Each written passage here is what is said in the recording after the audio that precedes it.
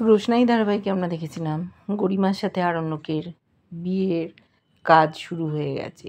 রোশনাই দাঁড়িয়ে থেকে বিয়েটা দেওয়াচ্ছে, মনের মধ্যে তোলপাড় করছে, কিন্তু কিছু করার নেই। বিয়েটা হতেই হবে, যেহেতু গরিমার সন্তান সম্ভবা। ওর চোখের সামনেই 7 পাক হলো, সিঁদুরদান হলো। অনেকেই বলেছিল ওখান থেকে সরে যেতে, সরে যায়নি। ছোটু মাধবীলতা ওখান থেকে সরে গেছিল।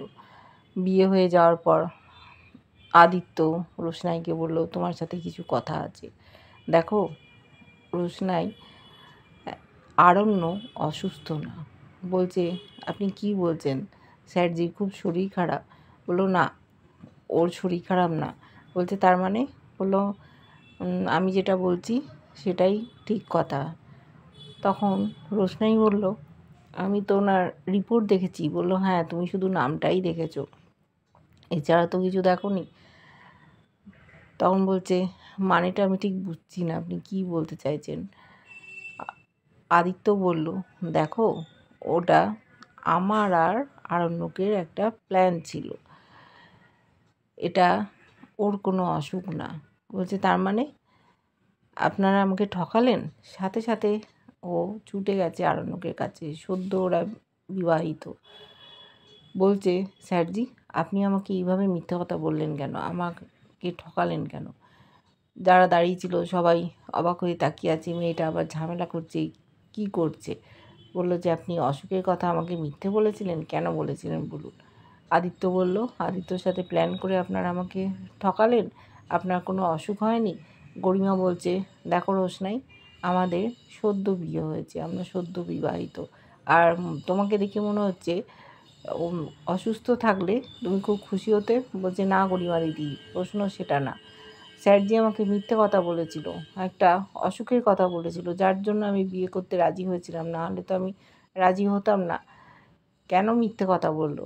আদিত্য বলল, দেখো এর পেছনে অন্য কারণ আছে। কেন ও মিথ্যে কথা বলেছিল আমি সেটা তোমাকে বলতে পারি, কিন্তু আরণ্যক আমাকে প্রমিস করিয়ে নিয়েছিল, সেই জন্য আমি কিছু তোমাকে বলতে পারছি না। আরণ্যক ওখান থেকে চেঁচাচ্ছে যে, আদিত্য তুমি কিন্তু আমার কাছে প্রমিস করেছিলে তুমি কাউকে কিছু বলবে না। বললো, সেটা তো আজকের দিনের জন্য ছিল, এরপর তো না। বললো, না ওটা সারা জীবনের জন্যই তুমি প্রমিস করেছো, তুমি কখনো বলবে না। সবাই মুখ চাওয়াচাই করছে, কেন আরণ্যক এত বড় অসুখের কথাটা বলেছিল রোশনাইকে।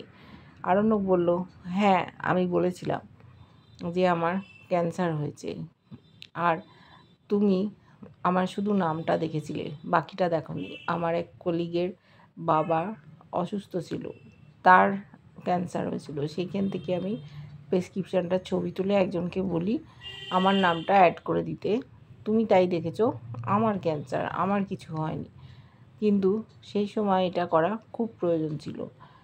কেন প্রয়োজন ছিল সে কথা বলছে না, বলছে আপনি আমাকে এইভাবে ঠকালেন, একটার পর একটা ঠকিয়ে যাচ্ছেন, আমি আর কত সহ্য করব।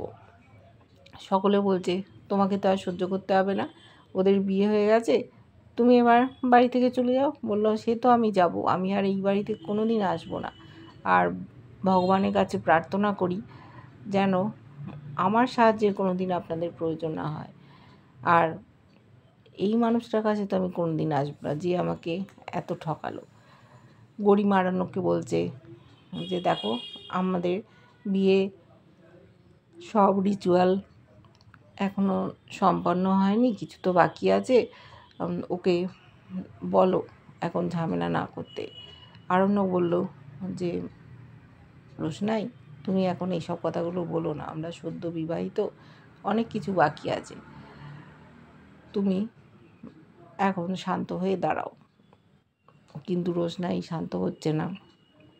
ওদিকে সুরঙ্গমাও বলছে, গরিমার সাথে এখন আরণ্যকের বিয়ে হয়ে গেল, তোমাকে তো আর কোনো প্রয়োজন নেই, তোমার সাথে আর বিয়ে হওয়ার সম্ভাবনা নেই, তাহলে তুমি এখন এখানে কি করছো। ও বলল, দেখুন সুরঙ্গমা ম্যাডাম, আপনি আমার মা হতে পারেন, কিন্তু আপনাকে আমি মা বলে স্বীকার করি না। আমার মা হলো আপনার বোন সুদর্শনা গাঙ্গুলি, সেই আমার মা। তাও আমি একটা কথা বলছি, ভগবান না করুক, যদি কোনো দিন আমাকে আপনাদের প্রয়োজন পড়ে অবশ্যই আমি আপনাদের পাশে দাঁড়াবো। আর আপনার যে দুটো মেয়ে ছিল, একটা মেয়ের জন্য আপনি জীবন দিতে পারেন, আর একটা মেয়ের জীবন কেড়ে নিতে পারেন। আপনি জানবেন আপনার ছোট মেয়ে আজ থেকে মৃত। আপনার একটাই মেয়ে আছে। সুরঙ্গমা মুচকি মুচকি হাসছে, আর একদিকে খুশিও হচ্ছে যে ও তো কোনো দিন রোশনাইকে মেয়ে বলে স্বীকারই করেনি। এদিকে ও বলছে, দীপ্তজিৎ চ্যাটার্জি আঙ্কেল বলছে, আঙ্কেল শব্দটাও খুব সম্মানের, আপনাকে সম্মান করার মতো কিছু নেই, কিন্তু তাও আপনাকে বললাম, কারণ একটা সময় আপনাদের পরিবার আমাকে আশ্রয় দিয়েছিল। আপনার যা স্ট্যাটাস সেটা বলার অপেক্ষা রাখে না। যদি কোনো দিন আমাকে প্রয়োজন হয় আমি নিশ্চয়ই আপনাদের পাশে দাঁড়াবো। যখন আমার খুব প্রয়োজন ছিল সেই সময় আপনারা আমার পাশে দাঁড়িয়েছিলেন, আমি সে কথা কোনো দিন ভুলবো না। আর ভগবানের কাছে প্রার্থনা করব যেন কোনো দিন আমাকে এই পরিবারে আর আসতে না হয়। যেভাবে আমি অসম্মানিত হলাম, এটা কি আমি খুব ডিজার্ভ করি? ওদিকে অনেকেই আছে যারা রোশনাইকে ভালোবাসে, তারাও দুঃখ পাচ্ছে। ও বড়মা জেঠুকে বলছে যে তোমরা এবার খুশি হয়েছো তো, যে তোমাদের বাড়ির বউয়ের সাথে তোমাদের ছেলের বিয়েটা সম্পন্ন হলো, আমাকে আসতে হলো না। তোমরা তো এটাই চেয়েছিলে বলো। আমি ইচ্ছে করে কিন্তু বিয়ে করতে আসিনি, স্যারজি অসুস্থ বলেছিল আর শেষ কটা দিন আমার সাথে কাটাতে চেয়েছিল। আমি সেই আশাটা পূরণ করতেই বিয়েটা করতে রাজি হয়েছিলাম, না হলে কিন্তু করতাম না। এখন দেখো তোমাদের বাড়ির বউ এসে গেছে, আর কোনো চিন্তা নেই। সকলে বললো তুই ভালো থাকিস, আমরা বুঝতে পারছি যে তোর কি মনের অবস্থা, কিছু আর বলার নেই, কিন্তু যা হয়েছে ভালোই হয়েছে। রাতের বেলাও বেরিয়ে যেতে চাইছে, আরণু বলছে না তুমি কোথাও যাবে না, বলছে আপনি আমাকে বাধা দেওয়ার কি, আপনি কেউ না। আদিত্য বলল যে তুমি আমার সাথে চলো, কিন্তু যাবে না। ওদিকে লালন, মিনি তারাও বলছে, মিনি বলছে আমি একেবারেই চাইনি যে এই বিয়েটা হোক, কিন্তু বিয়েটা করতে বাধ্য হলো আরণ্যক। এদিকে দেখেছি লালন বলছে ওর বাড়িতে থাকার কথা, কিন্তু রোশনাই ওদের বাড়ি কিছুতেই থাকবে না। মাধবীলতা বলল যে আমাদের বাড়িতেই ও যাবে, ও অন্য কোথাও যাবে না, আমার কাছেই থাকবে। রোশনাই সকলকে বলে বেরিয়ে যাচ্ছে, সেই সময় দাদুভাই ডেকেছে রোশনাই বলে। দাদুভাই ডাকতে ও বলছে, ও দাদুভাই তোমাকে আমি না বলেই চলে যাচ্ছিলাম, তুমি আমাকে আশীর্বাদ করো, এই বাড়িতে যেন আমাকে ফিরে আসতে না হয়, আর তুমি খুব ভালো থেকো। তুমি বরাবর আমার পাশে দাঁড়িয়েছো যখনই আমি অসম্মানিত হয়েছি। ও দাদুকে দূর থেকে প্রণাম জানিয়েছে। দাদু বলেছে আমি আশীর্বাদ করছি মা, তুমি অনেক বড় হও, তুমি অনেক রোজগার করবে, অনেক বড় জায়গায় যাবে, তোমাকে এই বাড়িতে আর ফিরে আসতে হবে না। রোশনাই বলল আমাকে তো এখানে পড়ে থাকলে হবে না, আমাকে যেতে হবে অনেক বড় জায়গায়, অনেক টাকা পয়সা রোজগার করতে হবে, এখানে আমি আটকে থাকবো কেন?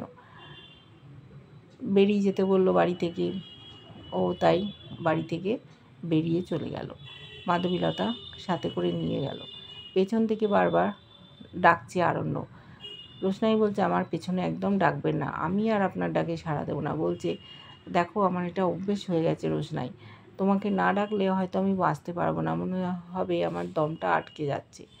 ও মনে মনে ভাবছে আমার একটা ভুলের জন্য আজকে রোশনাই আমার কাছ থেকে দূরে সরে গেল, আর ও বিয়ে করতে বাধ্য হলো গরিমাকে। রোশনাই চলে যেতে সবার মুখে খুব হাসি, সবাই বলছে চলো আমরা খাওয়া দাওয়া করি। বাড়িতে যে একটা আপদ ছিল বিদায় হয়ে গেল, জাহ্নবী বলছে। তখন আরণ্যক বলছে তোমার মুখে তো কোনো দিন ভালো কথা শুনি না, তুমি তাই আর কথা বাড়িও না। এবার প্রত্যেকটা মানুষ হাঁপ ছেড়ে বেঁচেছে, গরিমা আরণ্যককে পেয়ে গেছে। কিন্তু গরিমা বুঝতে পারছে আরণ্যককে বিয়ে করেও কোনো লাভ হবে না, ওর কাছে হয়তো আসবেই না। ও রোশনাইকে ভালোবাসে, রোশনাইয়ের বিপদ হতে পারে। ওদিকে আদিত্য বলল দেখো আরণ্যক, আমার সাথে হয়তো রোশনাইয়ের আর কোনো দিন দেখা হবে না, ওকে অনেক কিছুই বলার ছিল, সেই কথাগুলো বলা হলো না। যদি কোনো দিন দেখা হয় আমি নিশ্চয়ই বলবো বলে ওখান থেকে বেরিয়ে চলে গেল। রোশনাই রাতটুকু ওখানে থাকবে বলেছিল।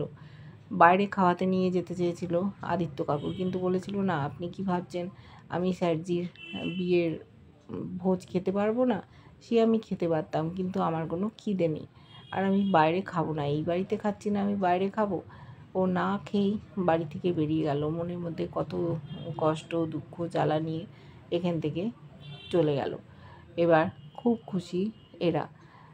দেখতে থাকবো আমরা যে গরিমা কতটা আরণ্যককে নিয়ে খুশি হয়, বাড়ির লোকজন খুশি হয়। কেমন লাগছে ধারাবাহিকটা জানিও। ভালো লাগলে লাইক, কমেন্ট, সাবস্ক্রাইব করে যারা ফেসবুক পেজ থেকে দেখছো ফলো করে সাথে থেকো।